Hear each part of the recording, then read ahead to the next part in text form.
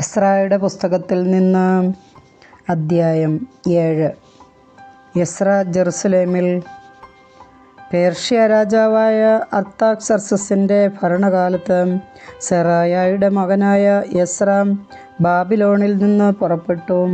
ഹിൽക്കിയായുടെ മകൻ അസറിയായുടെ മകനായിരുന്നു സെറായ. ഹിൽക്കിയ ഷല്ലൂമിൻ്റെയും അവൻ സാദോക്കിൻ്റെയും സാദോക്ക് അഹിത്തൂബിൻ്റെയും മകനായിരുന്നു. അഹിത്തൂബ് അമരിയായുടെയും അവൻ അസറിയായുടെയും അസറിയ മെറായോത്തിൻ്റെയും മകനായിരുന്നു. മെറായോത്ത് സെറഹിയായുടെയും അവൻ ഉസിയുടെയും ഉസി ബുക്കിയുടെയും മകനായിരുന്നു. ബുക്കിയും അബിഷുവായുടെയും അവൻ ഫിനെഹാസിൻ്റെയും ഫിനെഹാസ് എലെയാസറിൻ്റെയും അവൻ പ്രധാന പുരോഹിതനായ അഹറോൻ്റെയും മകനായിരുന്നു. ഇസ്രായേലിൻ്റെ ദൈവമായ കർത്താവ് നൽകിയ മോശയുടെ നിയമത്തിൽ അവഗാഹമുള്ളവനായിരുന്നു എസ്രാ. ദൈവമായ കർത്താവിൻ്റെ കരം അവൻ്റെ മേലുണ്ടായിരുന്നതിനാൽ അവൻ ആവശ്യപ്പെട്ടതെല്ലാം രാജാവ് അനുവദിച്ചു. അർത്താക്സർക്സ് രാജാവിൻ്റെ 7-ാം ഭരണവർഷം കുറെ ഇസ്രായേലരും ലേവ്യരും പുരോഹിതരും ഗായകരും വാതിൽ കാവൽക്കാരും ദേവാലയ ശുശ്രൂഷകരും എസ്രായോടൊപ്പം ജെറുസലേമിലേക്ക് പോന്നു. അവൻ ജെറുസലേമിൽ എത്തിയത് രാജാവിൻ്റെ 7-ാം ഭരണവർഷം 5-ാം മാസമാണ്.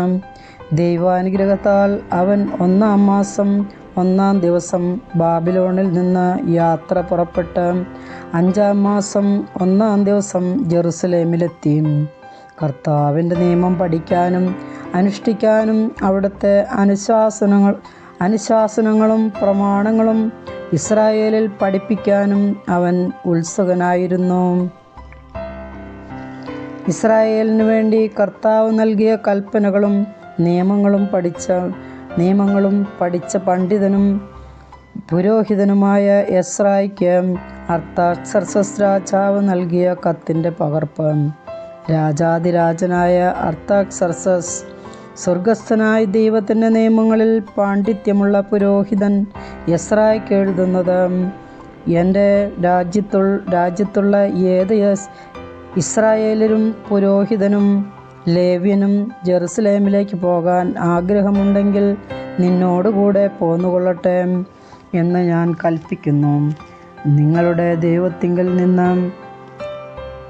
ദൈവത്തിൽ നിന്ന് നിങ്ങൾക്ക് ലഭിച്ച നിയമങ്ങളനുസരിച്ച് യൂദായിലെയും ജെറുസലേമിലെയും വിവരങ്ങൾ ആരായാൻ രാജാവും തൻ്റെ 7 ഉപദേശകരും നിങ്ങളെ അയക്കുന്നു. ജെറുസലേമിൽ വസിക്കുന്ന ഇസ്രായേലിൻ്റെ ദൈവത്തിന് രാജാവും ഉപദേശകരും സ്വാഭിഷ്ടക്കാഴ്ചയായി അർപ്പിക്കുന്ന സ്വർണവും വെള്ളിയും നിങ്ങൾ കൊണ്ടുപോകണം. ബാബിലോൺ ദേശത്തു നിന്ന് നിങ്ങൾക്ക് ലഭിച്ച സ്വർണവും വെള്ളിയും ജെറുസലേമിലെ ദേവാലയത്തിനു വേണ്ടി ജനവും പുരോഹിതന്മാരും അർപ്പിക്കുന്ന സ്വാഭിഷ്ടക്കാഴ്ചകളും നിങ്ങൾ കൊണ്ടുപോകണം. ഈ പണം കൊണ്ട് കാള, മുട്ടാട്, ചെമ്മരിയാട് എന്നിവയെ ധാന്യബലിക്കും പാനീയബലിക്കും ആവശ്യകമായ വസ്തുവകളോടുകൂടി വാങ്ങാൻ ജെറുസലേമിൽ നിങ്ങളുടെ ദൈവത്തിൻ്റെ ആലയത്തിലെ ബലിപീഠത്തിൽ അർപ്പിക്കണം. ശേഷിച്ച സ്വർണവും വെള്ളിയും കൊണ്ട് നീയും സഹോദരന്മാരും നിങ്ങളുടെ ദൈവത്തിൻ്റെ ഹിതമനുസരിച്ച് ഉചിതമെന്ന് തോന്നുന്നത് ചെയ്തു കൊള്ളുക. നിങ്ങളുടെ ദൈവത്തിൻ്റെ ആലയത്തിലെ ശുശ്രൂഷയ്ക്കായി നൽകിയിട്ടുള്ള പാത്രങ്ങൾ ജെറുസലേമിൻ്റെ ദൈവത്തിന് സമർപ്പിക്കണം. കൂടാതെ നിങ്ങളുടെ ദൈവത്തിൻ്റെ ആലയത്തിൽ എന്തെങ്കിലും ആവശ്യം വന്നാൽ അത് രാജഭണ്ഡാരത്തിൽ നിന്ന് എടുത്തുകൊള്ളും. നദിക്കക്കരെയുള്ള ദേശത്തെ ഭണ്ഡാര വിചാരകരോട് ഞാൻ അർത്താക്സർക്സ് രാജാവ് കൽപ്പിക്കുന്നു: